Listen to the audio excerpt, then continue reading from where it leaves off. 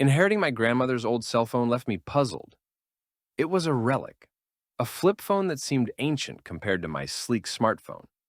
One rainy afternoon, curiosity got the better of me, and I decided to turn it on.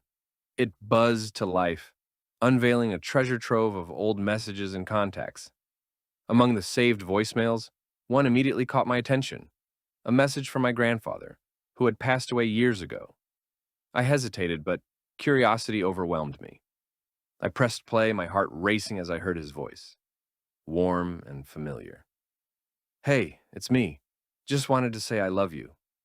Take care of yourself." It was bittersweet yet comforting.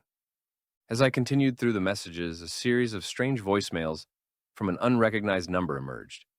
The first was unintelligible, filled with static and faint whispers. I dismissed it as a wrong number or a glitch. But then another message arrived the next day, clearer this time. "I see you." My skin prickled. Who was this? I shrugged it off as a prank, but the messages persisted, each more unsettling than the last. "You need to remember," one voicemail urged. "It's not over." A chill crept over me as I played it back, my mind racing. Remember what? Determined to find answers, I began to sift through my grandmother's belongings, hoping for any connection. I found a box of old photographs and letters hidden in her closet.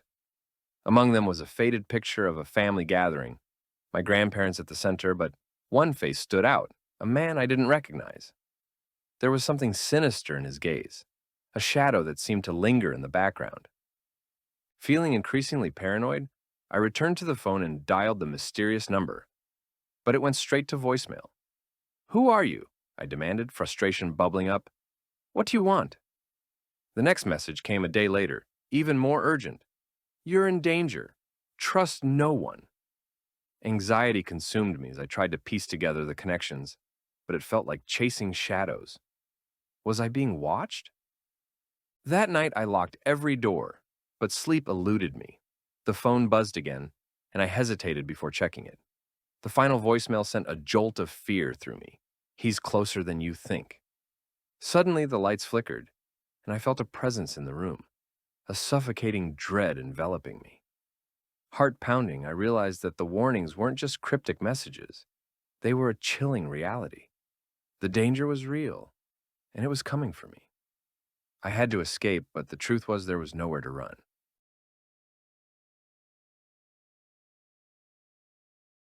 When I stumbled upon the old calendar in my attic, I dismissed it as just another relic from my home's mysterious past.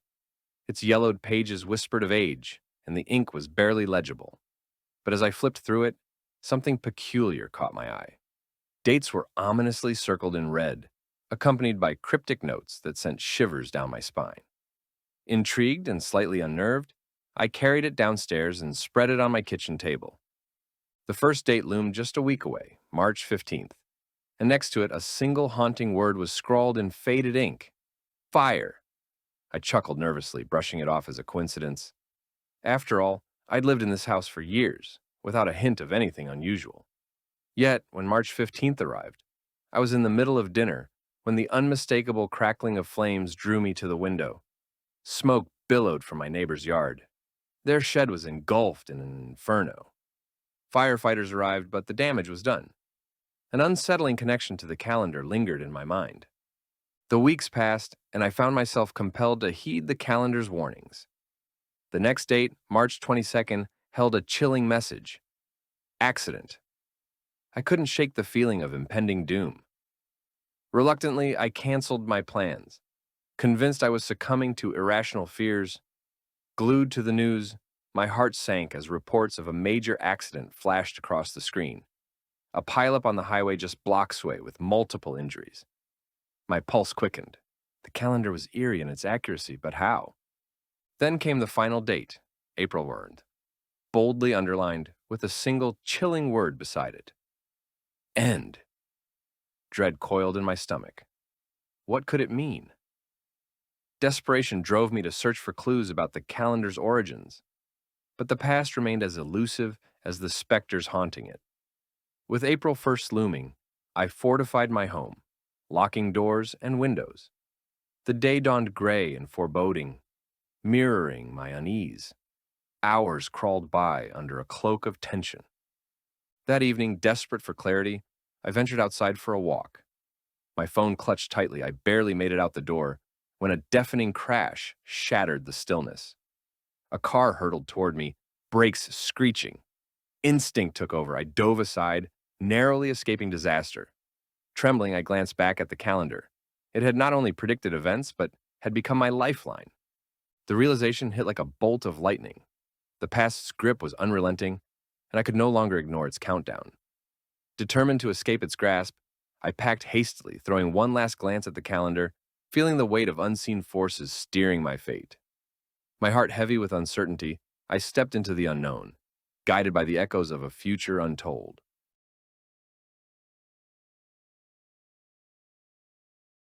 I had just moved into my new apartment, eager for a fresh start after a rough breakup. The place was cozy and filled with natural light, but from the moment I stepped inside, something felt off. It was as if someone was watching me, although I dismissed it as just nerves. In the following weeks, I settled into my routine, enjoying evenings spent cooking and unwinding on the couch. Yet, as the sun set and shadows crept into my apartment, I couldn't shake the feeling of being watched. It began with faint sounds, a rustle when I was sure I was alone. One night, while binge-watching my favorite show, I caught a flicker of movement outside my window. Peering out, I found the street empty. I tried to brush it off as my imagination, but the sensation of being watched grew stronger. I found myself checking the locks on my doors multiple times before bed. Then I noticed something strange. Each morning, items were out of place. My keys in the fridge, a dish towel hanging oddly in the living room. I began questioning my memory. Could I really be so forgetful, or was there someone else in my space? My anxiety mounted as the days passed. Determined to find answers, I set up my phone to record while I slept, hoping to catch any strange noises. The next morning, I reviewed the footage, heart pounding. I watched myself drift off, then suddenly saw a glimpse of movement beyond the window. A figure standing there, partially obscured by shadows. I froze. Who was it? The next night, I left my blinds open, ready to confront whatever lurked outside. Darkness enveloped my apartment as I sat quietly waiting. Hours passed, and just as I was about to give up, I saw it again. This time, the figure was more distinct, a man in a dark hoodie, his face hidden. A chill ran down my spine. I needed to act. I called the police, reporting a potential intruder. They assured me they would send someone over. Adrenaline coursing through me, I kept an eye on the window. When the officer arrived, I pointed out the figure, but when we looked together, nothing was there. No one.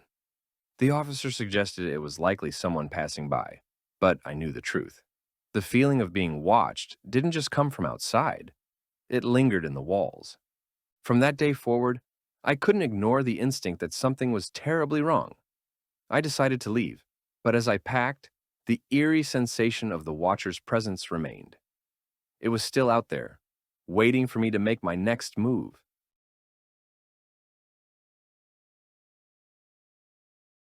I received the package on an otherwise mundane Wednesday afternoon. It arrived unmarked, with no return address in sight, just my name scrawled in a hurried, messy hand. My heart raced with a mix of curiosity and an uneasy whisper of dread. I was alone in my apartment, every creak amplified in the silence. With trembling hands, I tore open the box. Inside lay a vintage hand mirror, its surface clouded with age. It was a beautiful relic, yet deeply unsettling. The ornate frame was adorned with carvings of faces, their expressions twisted into something indescribable. I felt an inexplicable pull toward it, but a chill ran down my spine. Who had sent this to me, and why? That evening, I decided to clean the mirror. I wiped away the layers of dust, unveiling a polished surface that gleamed eerily in the dim light. As I gazed at my reflection, something shifted in the corner of my eye, a flicker of movement. Whirling around, I saw nothing but the familiar shadows of my apartment. Shaking off the feeling, I placed the mirror on my vanity, determined to forget about it. But the days that followed were anything but ordinary. My belongings began to shift inexplicably. Keys were found in the fridge, and my favorite book lying open on the kitchen counter when I was sure it had been in my bedroom. Each occurrence I dismissed as forgetfulness, yet an unsettling sensation of being watched grew stronger. One night, I resolved to document my routine. I set up my phone to record as I got ready for bed, hoping to catch any strange happenings. Standing before the mirror, I noticed my reflection seemed off. For a fleeting moment, it flickered, distorting unnaturally. I blinked and it vanished, just my own image staring back, but an unease settled within me. The next morning, I eagerly replayed the footage. My heart thudded as I watched. There it was, unmistakably clear. A dark figure stood behind me, obscured by the dim light. I gasped, rewinding for a closer look. The figure was barely discernible, yet hauntingly familiar. Someone I had known years ago, a friend who had vanished without a trace. Panic surged as reality sunk in. The mirror wasn't a mere gift. It was a conduit to something dark and unresolved. Grabbing the mirror, I intended to dispose of it, but as I turned, I felt a presence looming behind me. The shadows deepened, and I realized I had awakened something best left undisturbed. I fled my apartment, leaving the mirror behind, my heart pounding with fear. But deep down, I knew there was no escaping the secrets it held.